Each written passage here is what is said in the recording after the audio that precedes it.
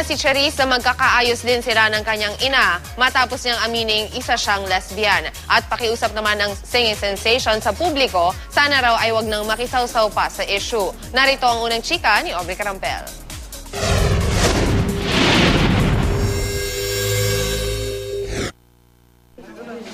Ngayong out and proud na bilang lesbian.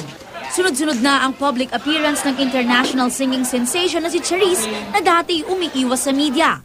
Pag-amin ni Charisse, hindi pa rin sila nag-uusap at hindi pa rin niya sinusubukang kontakin ang kanyang mommy Raquel. Pero hindi raw niya sinisisi ang ina at tanggap pa nga ang reaksyon nito sa kanyang pag-out.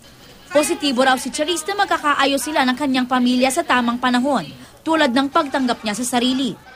Like coming out, gusto ko yung feeling ko na yung ready na din ako.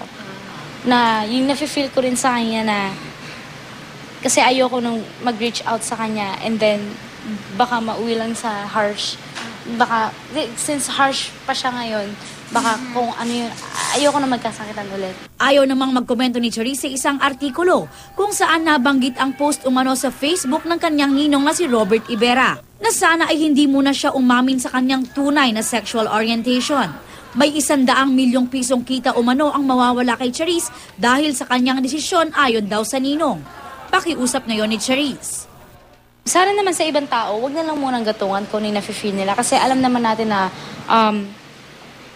weak pa eh. Weak yung nafe-feel niya ngayon kasi sa pain. Para sa unang balita, Aubrey Carampel reporting.